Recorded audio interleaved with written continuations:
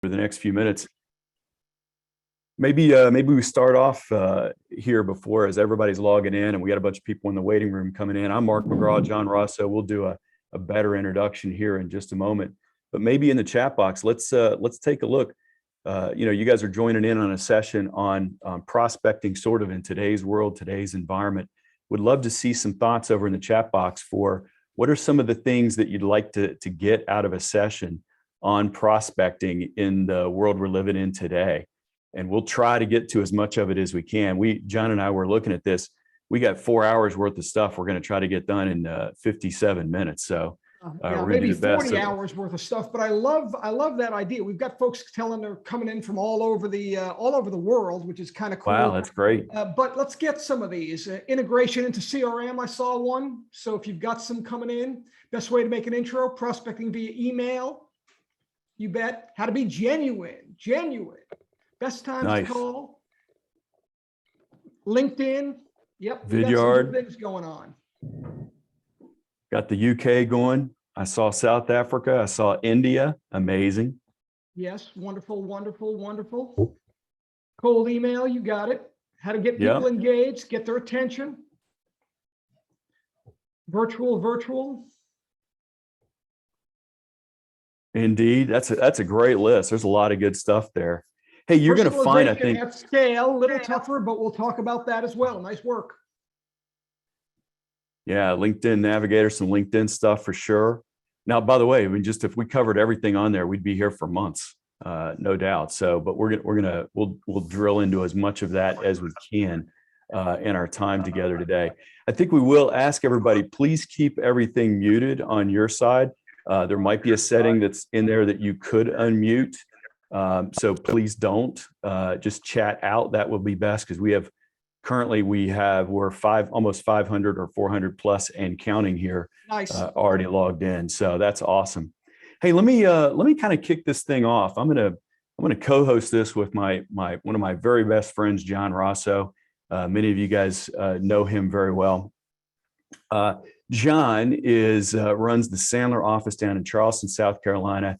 Sandler trainer for 25 years, I think. 27 years. Don't come on. 27 years. Don't shortchange him a year, without a doubt. Absolute legend in our business, and all around one of the most amazing people you'll ever have a chance to meet. I promise. If you ever get a chance to spend time with John. So if everybody would welcome John Rosso, and by the way, also author of Prospecting the Sandler Way. Sandler bestseller, without a doubt, and this book will be as well. So, John, glad you're here with us. Yeah, no, I appreciate it, Mark. Same on your side. Mark has been in the business for more than 15 years, is one of my accountability partners for sure, and just a very tremendous friend. We've even traveled together with our spouses. I love and have stolen his motto, help people make money and have some fun. And he's just one of the greatest thinkers in this business. And it was a pleasure to collaborate, Mark, with you on the book. So let's hop in and get moving. I agree. Let's get started.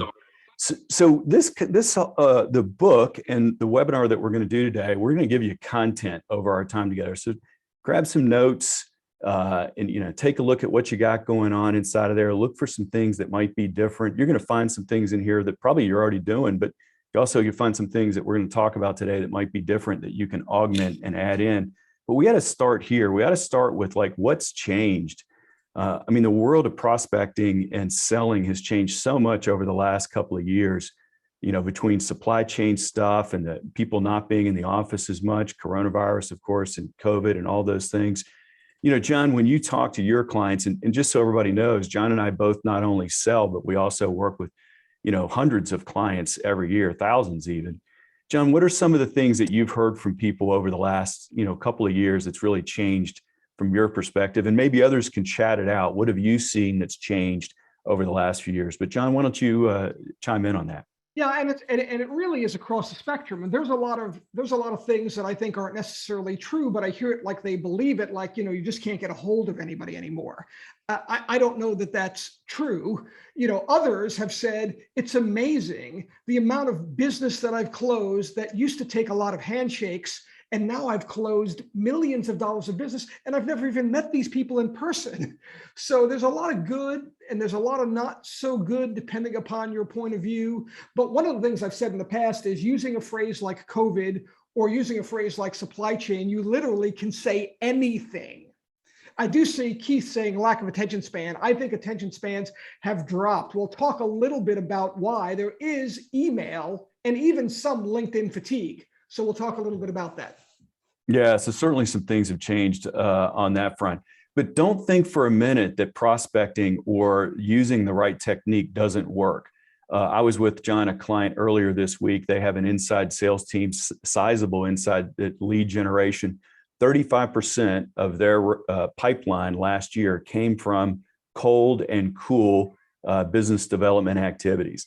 So they're, it works. It's not maybe the panacea for absolutely everything, but it's absolutely effective to prospect. And you and I both do it, and our clients do it as well. And so let's take a look at some data, like what has changed. Here's some actual data. John, maybe you want to talk about the first couple of these in terms of what we're seeing over the last couple of years with respect to prospecting activities. Yeah, this is, and I've seen some great things on chat. People are saying, man, I am picking up the phone and getting a hold of people. That is absolutely true. Now, having said that, there's a lot of people who believe they can't get a hold of anybody, right, and that leads to not attempting. Now, what's happening from an email perspective is early on, people hunkered down. We didn't want to bother people initially in COVID, and so everyone started to email. HubSpot has some great data, a great dashboard, with the benchmark being just pre-COVID. Your CEOs, your decision makers are getting 126 more emails. If they were getting 200, now they're getting 350 emails a day. If they were getting 350, now they're getting 500, with 38% or 37% less response. So that's a challenge. Mark, why don't you take the last two, because that's the bad news. The good news is, yeah, the good news is that people are having a lot more conversations, and so people are making connections, but they're using different methods, and they're having to be more precise about the emails that they are writing, and using different techniques to warm up, which we'll talk about. I think now more than ever, it's just critical that we begin to warm up opportunities. But take a look at that last line down inside of here, the deals closed. Take a look at this, 28% more deals closed since January of 2020, and that trend continues to go up. So I'm just fascinated. And by the way, this is aggregated for about 130,000, I think is the number, 130,000 different businesses that are using HubSpot, and a lot more than that in terms of total users. So you really get some good information here inside of here. And you guys can go check this out. You can Google search it as well and go look for HubSpot industry benchmark data. And you can see some of the same information, lots of different ways to split it. But I think a key thing, John, that we should talk about is mindset. And that, it may be harder to get a hold of people, but there's more different ways to get a hold of people. But if you believe that you can't reach people in 2021 and 2022, you're going to find that that's going to be your reality, just from a mindset perspective. John, anything you'd tag in on that?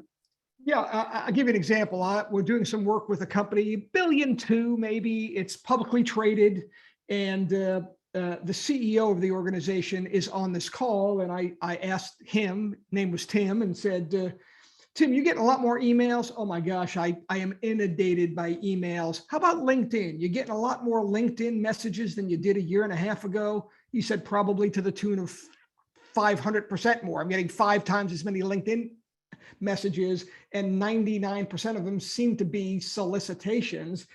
And I said, when was the last time you actually got a call? And he's like, good point. I mean, I am not getting as many calls. Someone said earlier in the chat, people are more apt in today's day and age in a work from home to give out a cell phone number, to take a cell phone call, even to receive a text. And so they're available. We've got to get over our preconceived notions. Just like I thought I could never close a $1 million deal without shaking hands. And now people are closing deals without ever meeting anybody. We've got to sort of re-engineer that mindset. It is there. And there's a lot of people who've got some head trash about it, and perfect. They're not even our competition at this point. We've got to go in and jump it in. There's a great McKinsey study that came out mid-COVID that said top performers are using the phone as part of their overall cadences and processes, 82% more than average performers. I love Rebecca had in the chat box a pattern interrupt. For those of you who know Sandler and pattern interrupts, pattern interrupt is now a phone call. It's now something different. And John, to your point, the other day I'm coaching a client of mine, and he's like, I've tried everything to get a hold of this person. I've tried this and this, and the person left out picking up the phone. And I literally asked him. I said, "So you called him, right?"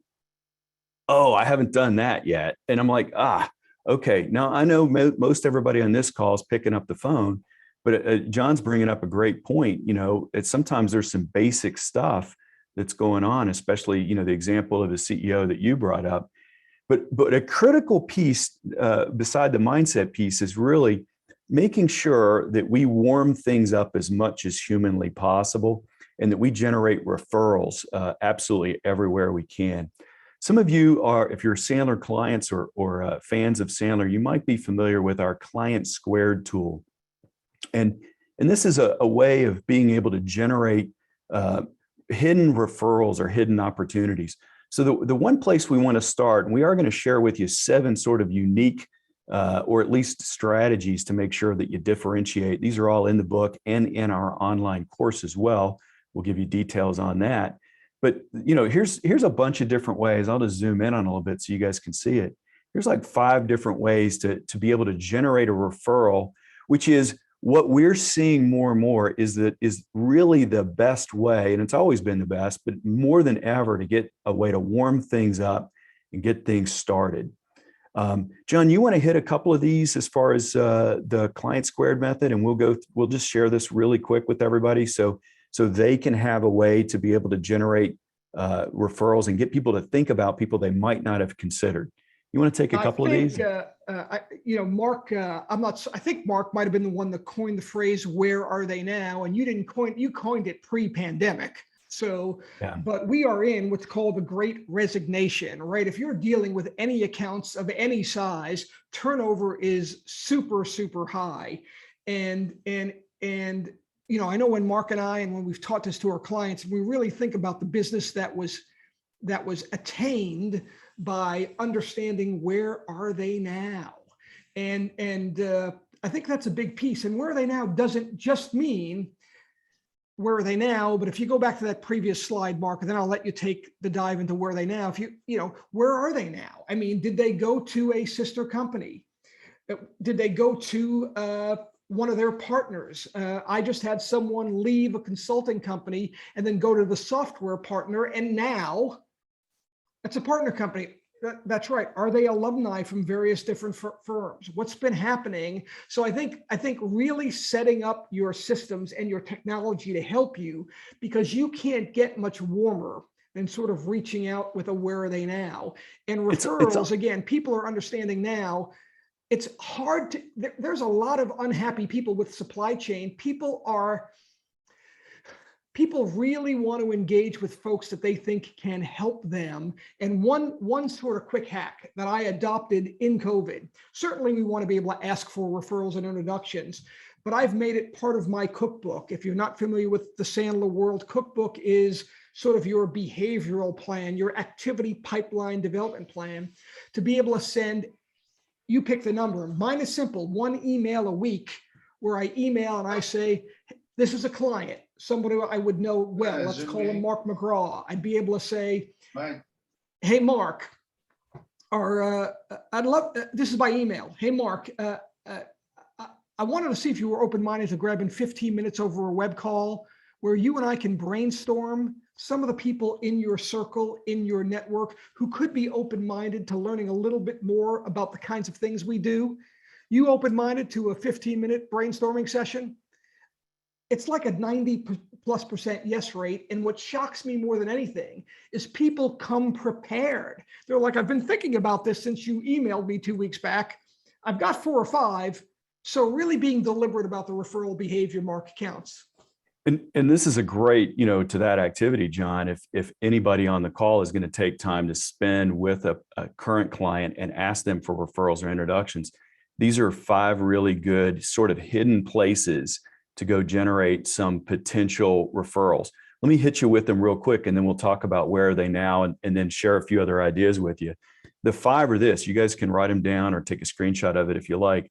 Number 1 is organic growth. This is existing business from the existing account. Number 2, think about if you're meeting with somebody who's an existing client, why not find out where they network, what partnership opportunities that they're involved in, what alliances are they engaged with? There's a lot of opportunity there. 3, the third area, family tree. Family tree, if an organization has a parent company, subsidiaries, private equity, all of those things, those are opportunities for you to expand and get referrals in, which is going to be a lot easier than a cold call or even a cool email. But these are other ways to get in, and we got to leverage this more and more in 2022 and on. Now, the last 2 I'll hit. Let me hit the customer's customer super quick, and I'll give you a minute on alumni. The customer's customer or your customer's vendors and suppliers are great places to go look for referrals, and they're hidden. They're under the surface. People aren't thinking about that unless you raise it and bring it up with them in a conversation like John just brought up a moment ago. Okay. And I see some really good notes going over in the chat box right there. Let's take a minute, John. Let's go deeper into, you brought up the where are they now strategy. And I don't know, give me credit for it or whatever from a few years ago, but WATN stands for where are they now? And it really is this. It's identifying the alumni, the people that you used to work with, but left their company and went somewhere else. Take a look at this number. I mean, this is some crazy number right here. 55% of employees are at least considering a job change over the next 12 to 18 months. Talk about the great resignation. This is it right here. And what this means is even over the last 12 to 18 months, a lot of people have changed jobs. And it might be that you've been working with somebody who's a really good client. They left the company, went somewhere else. They're an opportunity for someone else in your firm or maybe you to work with, but we aren't tracking those. I say we as sales professionals are doing kind of a lousy job, honestly, of keeping up with people when they change jobs and chasing them down when they go to another company. And there's a tremendous opportunity there that we see and have helped people exploit. And that might be a takeaway that you guys have. And John, I'll let you comment on it. But it might be a takeaway for you guys to have to look for these opportunities where people change jobs and they're out of sight, out of mind for us, but they should be somewhere for another salesperson in the company. Yeah, John? absolutely. Autumn just chatted in that Sales LinkedIn Navigator is a great tool for this, and it is a great tool for this.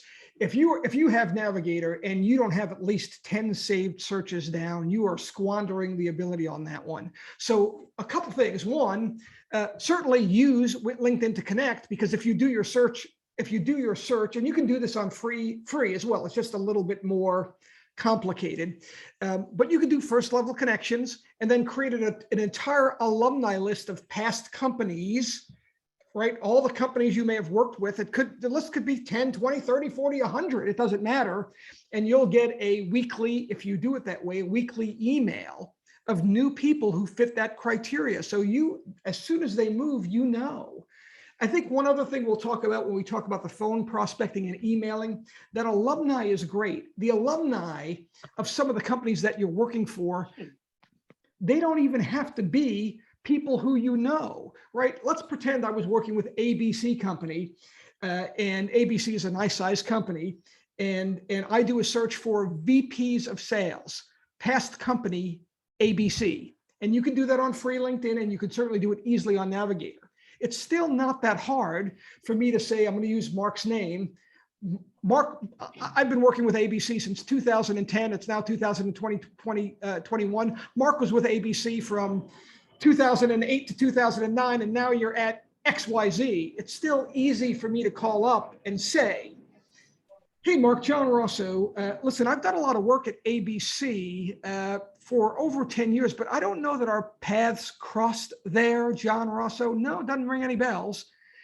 Hey, one of the reasons why I'm reaching out to you is I see that you are the Chief Revenue Officer of XYZ. You've got that connection. We'll talk a little bit about making that connection, Mark, but alumni doesn't even have to be people who you know. That's right. You can use them from any way. So I would really encourage, especially managers, pay close attention to this and find a way. And John brought up a great strategy, and it does work really well on LinkedIn Navigator to be able to get notifications when your best clients leave company X and go to company Y. That's better than a referral. A referral depends upon someone else to say good stuff. In this case, the person who's changing jobs. And this is a strategy that's really working well for a lot of people. So, John, let's talk through. We had 7 quick points that I wanted to work with everybody. And John, you and I wanted to work with everybody on how do we get through the noise of all this stuff and get attention from people. So if you want to take some notes, we're going to go through quickly here 7 things that we've found. These are, again, in the book. They're also in our online course as well, but in more depth. But John, why don't you start off with number 1? You've coined the term hyper personalization, which I love. And this is one of the top things that I think if you want to reach somebody, you need to be doing in order to get their attention. John, you want to talk about this? Yeah, I'm not so sure I coined the term. I like the term. I'll give you credit for it. Thanks. But I do believe, listen, I'm not against you using various automation tools. In fact, you should.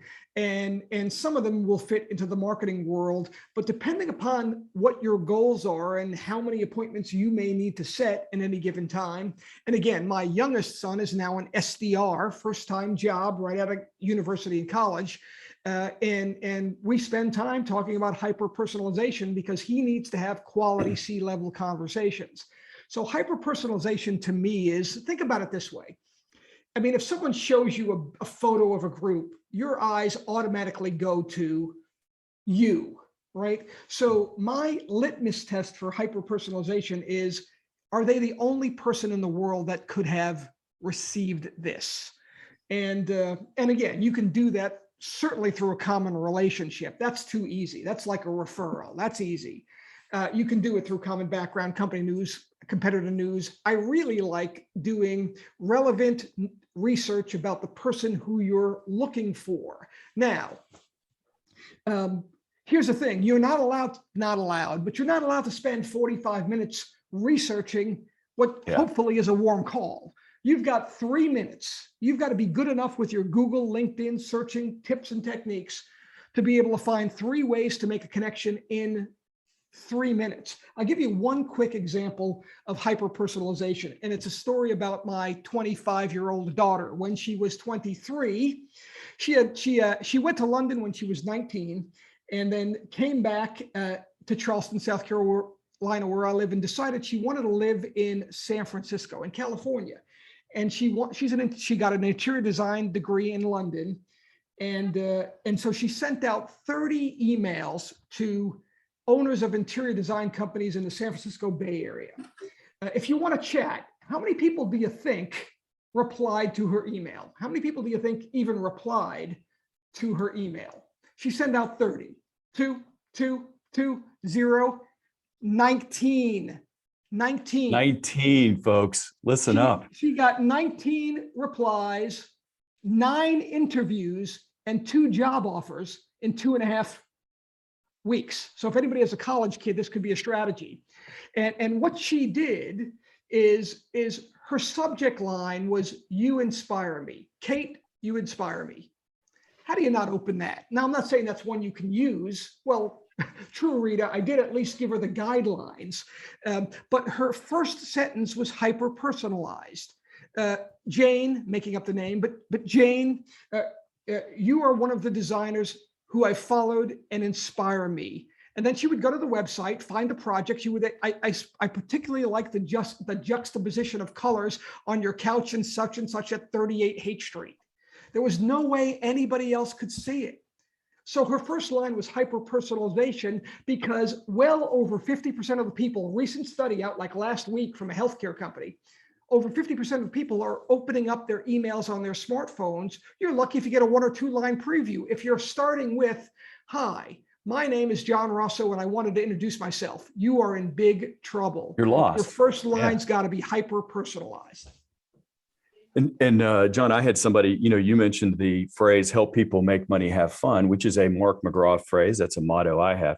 I recently got an email, and that was in the email. Now, here's the rule that I'd have everybody follow with this hyper personalization thing: is when you write the email, look over the email that you're sending and ask yourself, could you have mass emailed this message? Is it possible to have mass emailed? So like sometimes if you put the name of the company that you're calling on and your company, Sandler Vidyard as an example, okay?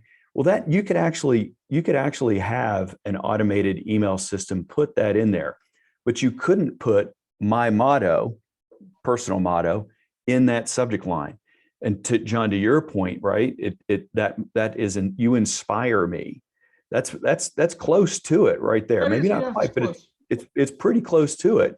So give that as a rule of thumb: is can the message be sent through an automated system? And could you pull the information from a database? Or can you pull and snag a couple little items to hyper personalize the message in that regard? Now, here's a problem. And to John's point, if you do a ton of this research, you're going to spend way too much time sending these messages. So I'm a big believer, and John is too, of having templates.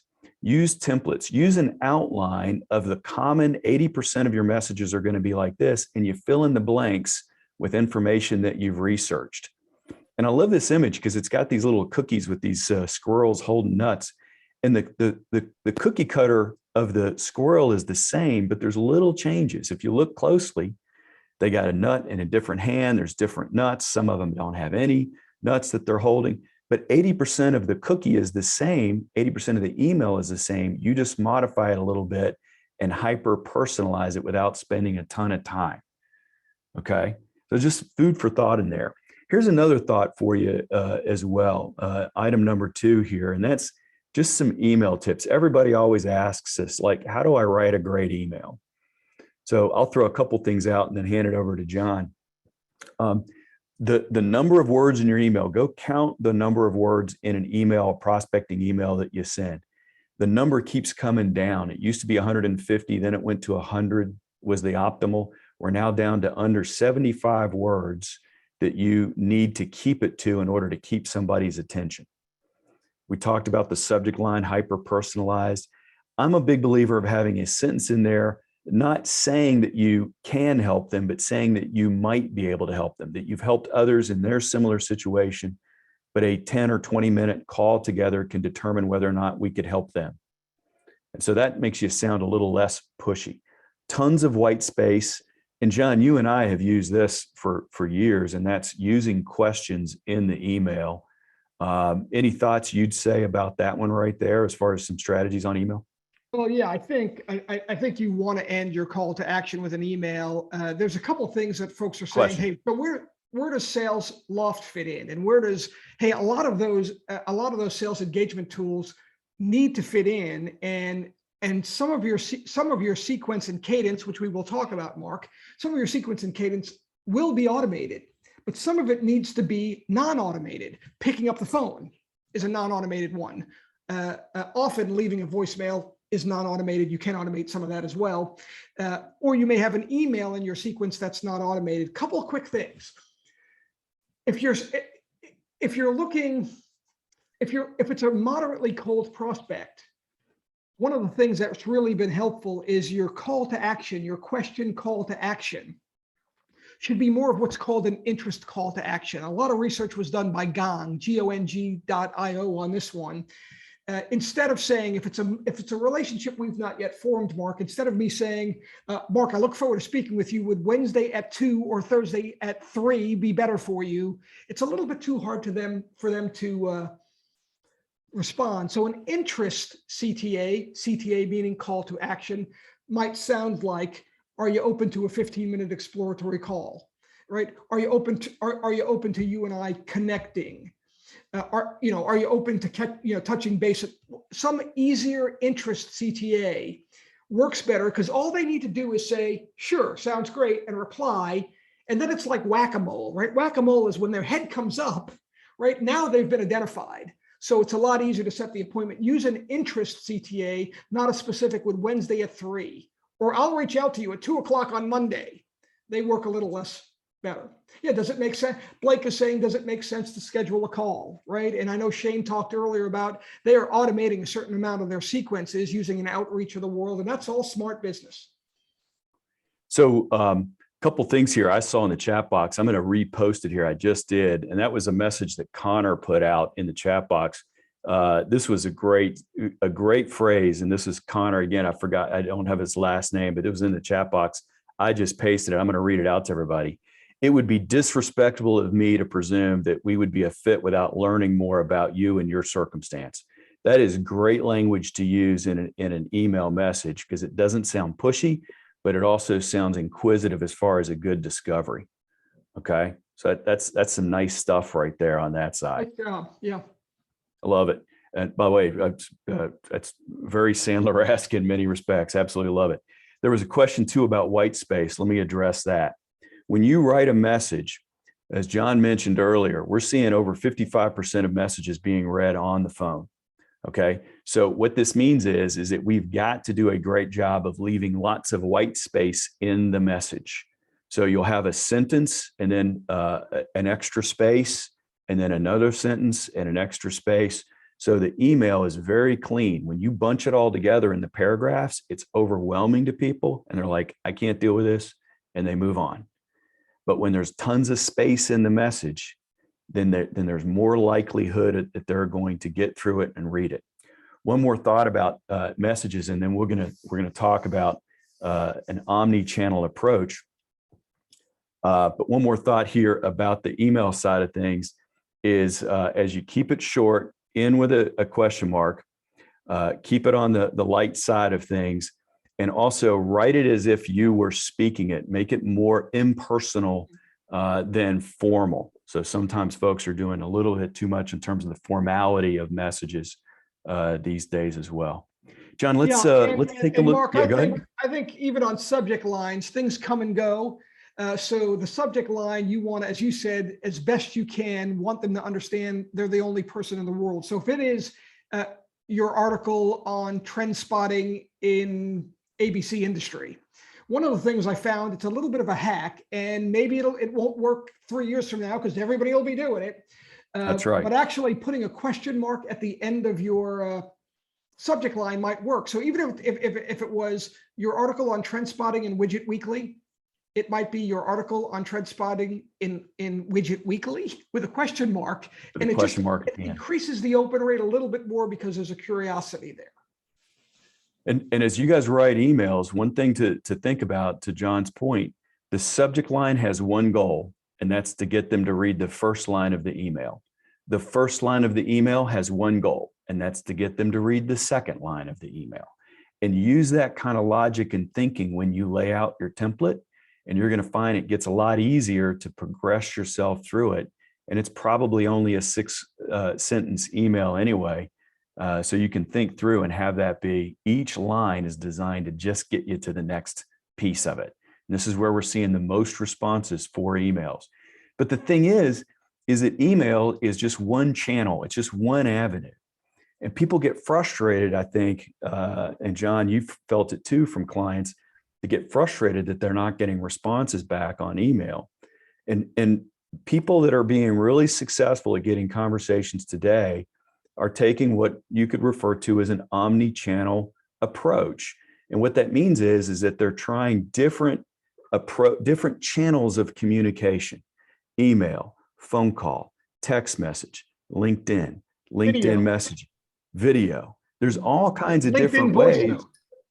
Yeah, don't rely on just one in terms of your strategy or cadence to get to where you want to be.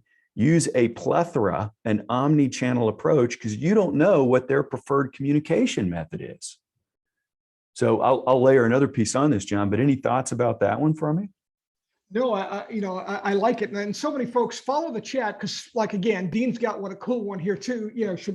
Here's a question: should we schedule a call in the next week or two? So it gives them a lot of plenty options. It's a nice interest. Twitter. CTA. So, but yeah, my comments on the omni-channel is listen, back in the old days, right? I mean, I've been 27 years in Sandler, you were 15 years. I mean, we were cold call machines. And Sandler never told us to do LinkedIn. David Sandler never told us to do LinkedIn because I don't think it was around in 1994. So the world has evolved. And the biggest challenge I see with people reaching out through multiple channels is they really don't develop an effective cadence. What I mean by that is early on, when you see the unbaptized in prospecting today, they say, well, I reached out to him 3 weeks ago by phone. I didn't get him. So I plan on sending him an email 2 weeks from now. There's way too much time between that. They are so busy. They likely didn't even see your first email or maybe even hear your voicemail.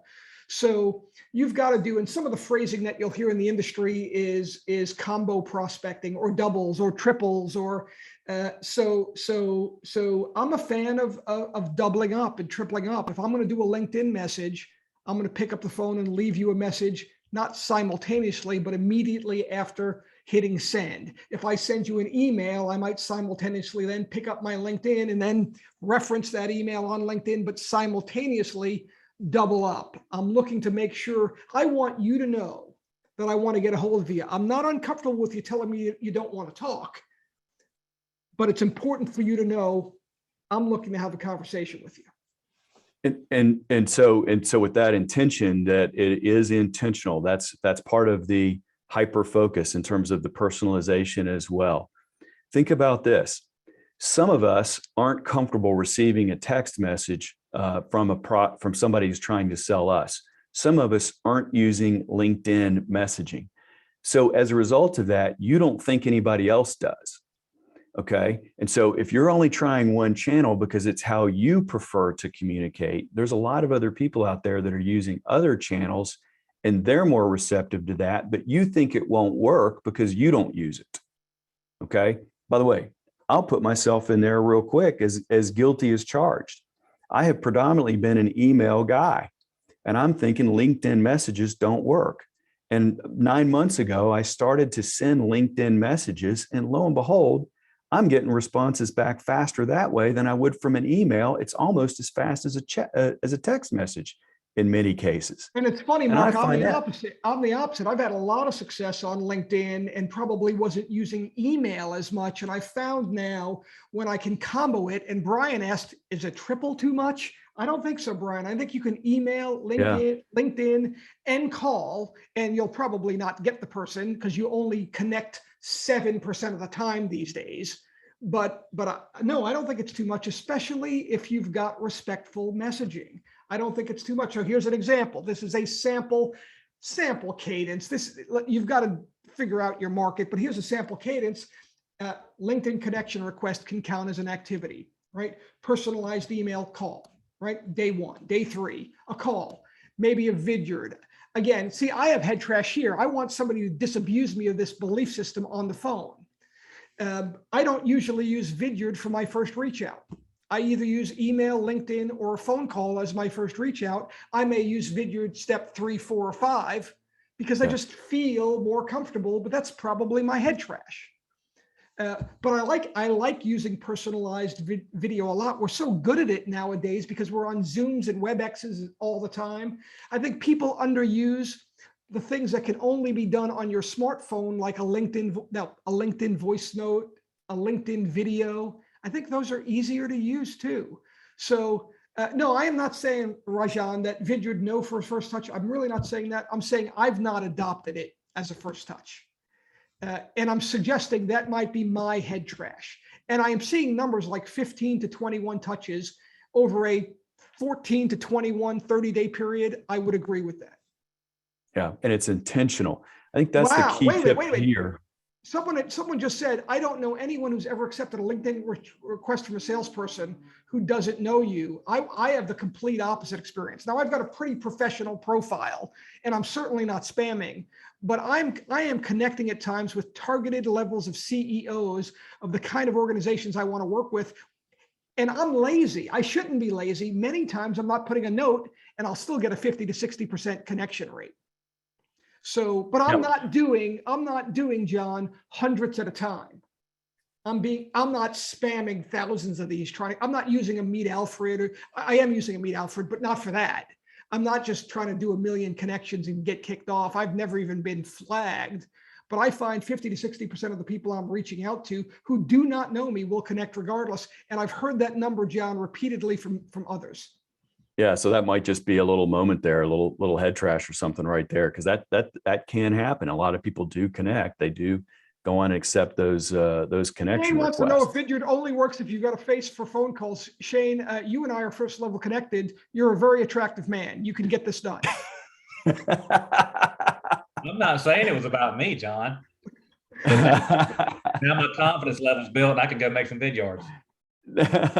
And for those of you who don't know, Vidyard is a you guys can go take a look, but it is a platform, a video platform where you can create a message, you customize a message, send it to somebody, and then tailor that message to the individual. And it's very easy to use. We have a bit of a partnership with them. They're good folks, and they've done a nice job. We found that it's a very good tool to use throughout the sales process, not just the beginning. Some of our clients are when the prospect accepts a LinkedIn invitation, and a lot of times they do, their follow-up is with a Vidyard. So it's not on the first wave, it's on wave 2 and 3. The message that I would like everybody to take away from this particular tip as we keep rolling, because there's so much to cover, is really have a cadence. Don't make one call or 2 calls and say I'm out. Use a multiple channel to be able to get a hold of people. Build up a plan, have a routine or a system that you can use and follow it, stick to it. Because let's have a moment here. We got to recognize prospecting is not always easy. It's just the reality. It's the nature of the job.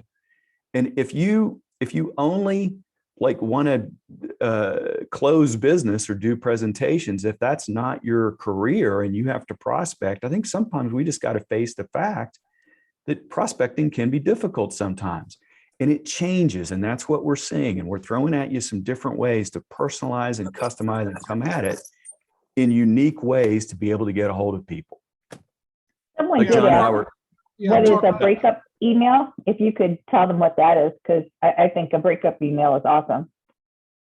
Yeah, Therese, we'll hit that. We'll hit that in a second. Let me hit a couple things. One, Julia chatted a few messages back that don't put anything too salesy in your note to connect. I agree completely on that. That might be one of the reasons why it's being shot down. I also see Linda saying you should only have 150 to 200 connections. I've not heard anything like that. In fact, in today's day and age, if you only have 150 to 200 connections, I think people prejudge you as not being plugged in, right? How many of you worked hard just to get to 500 plus? So I don't know that I see it that way. It may be worth a further conversation on that side, but I think all of that makes sense. And I think Mark's key here is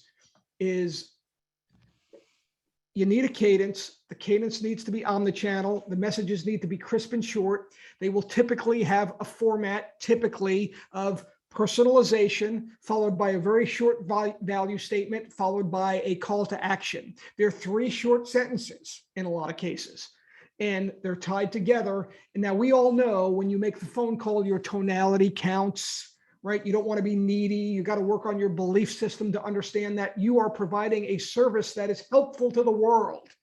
And all you're looking for is a business conversation. If we can't have one, it's okay. But it's a very professional outreach. So I'm sorry, Mark, go ahead. no, yeah, you're good. You're good. And it is. And you've commented before, John, and we'll keep rolling here, but you've commented before that I think we're better off sending 50 good messages than 50,000 bad messages. 50 good tailored messages are better for most businesses than just spamming 50,000. So, and that's really a big message that we're seeing here in terms of the success that the top people. Thank you, Rita. I appreciate that. So use alternative methods. We kind of covered this a little bit, but I'll throw it out. Vidyard is another method.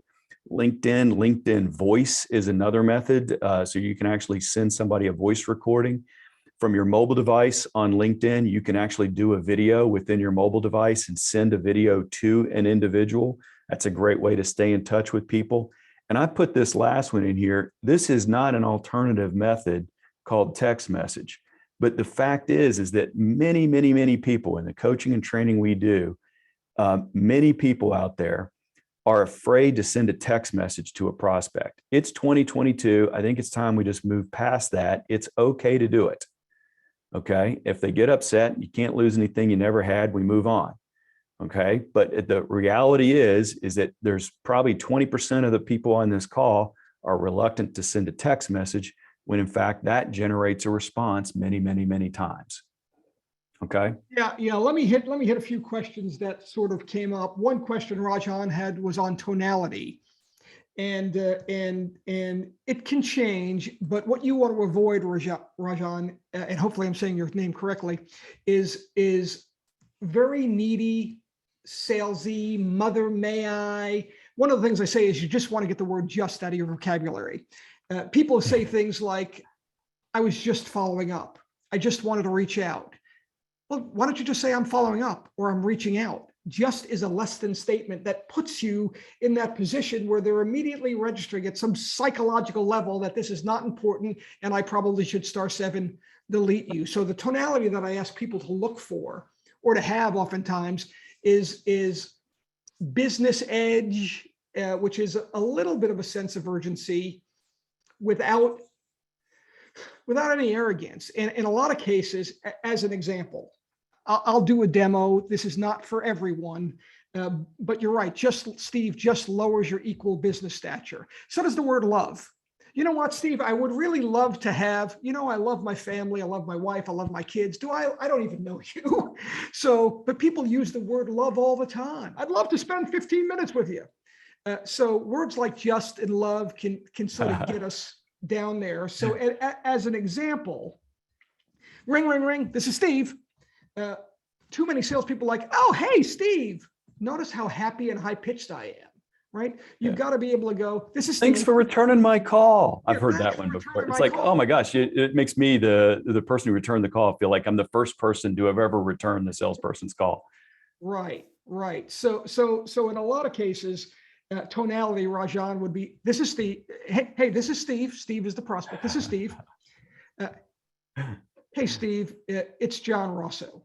Now, notice the way I'm saying that, not in a mean way, but with a downbeat tonality instead of an upbeat, and a micro pause at the end, because their mind now is racing based upon the tonality. Who should I speak with? A lot of times I'll follow with, this is a pattern interrupt. This is not for everyone. There's a lot of different pattern interrupts.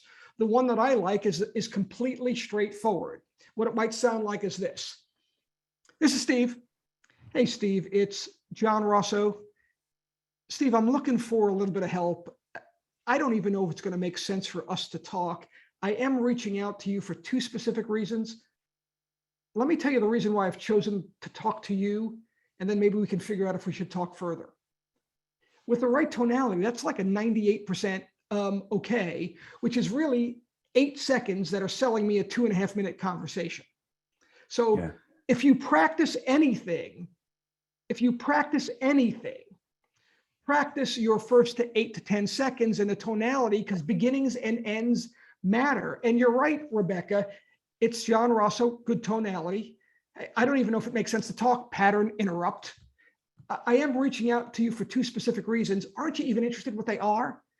Let me share why I've chosen to reach out to you. Wow, you've been chosen. And then you and I can figure out together, does it make sense to talk? And you're right, there is money in pauses. There's a Michigan State study that says the key to authentic speech is pauses. So nice work, Steve. Thanks, John, really appreciate it. You got it. So let's hit the last couple here for you. And I'll throw this one out to you guys. I'm a believer in this concept called gumball mindset or gumball prospecting. So our last couple items, and I'm going to show you or share with you guys a link that you can get a free copy of our book, only today, by the way. And I'll do that right towards the end, as well as point you over to an online course if you want more information over there. So the last couple items I'll share with you here real quick. Gumball prospecting as a mindset really means this. Not everybody you reach out to is actually a prospect.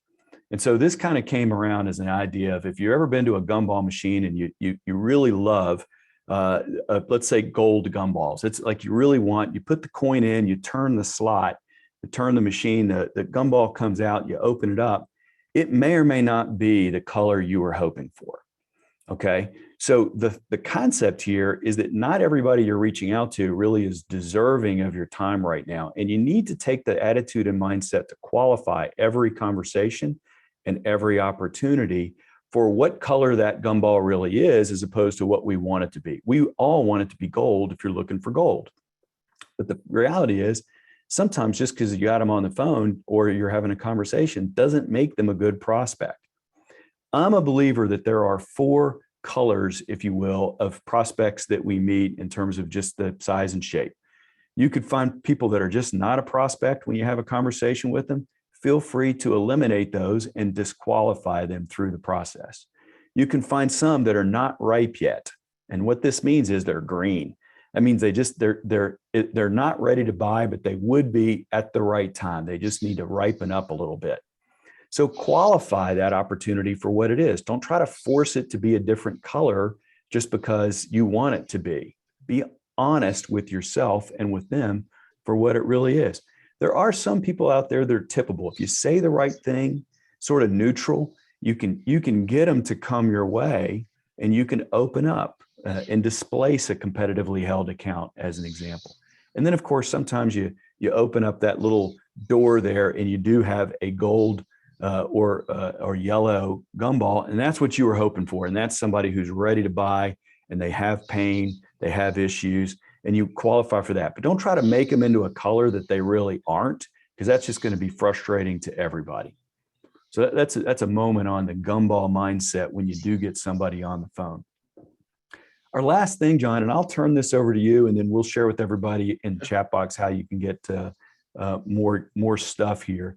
But John, you want to take a minute on just being consistent, because I don't know if you guys don't know John, and I do know him, one of my absolute very best friends.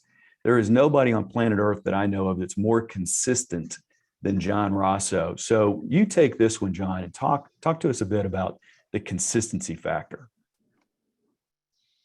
Oh, you're muted, John. Thanks.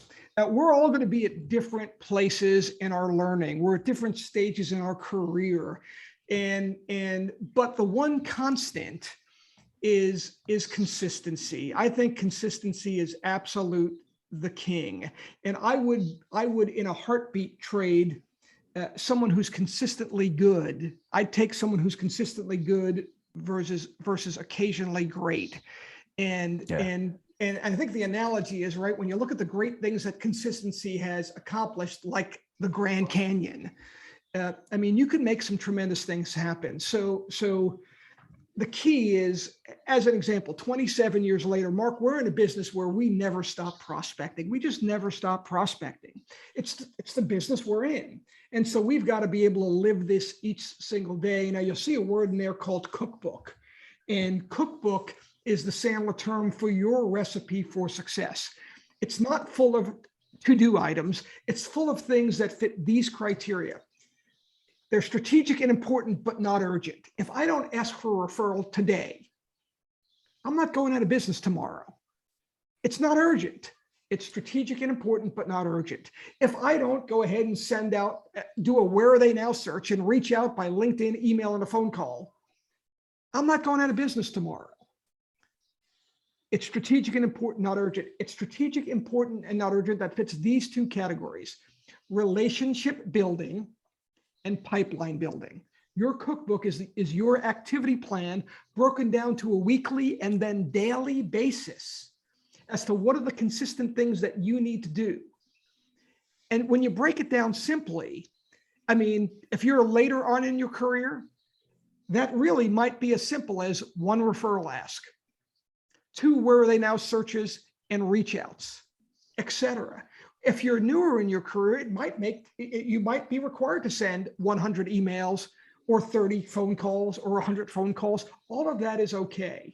And you've got to take the time to learn, right?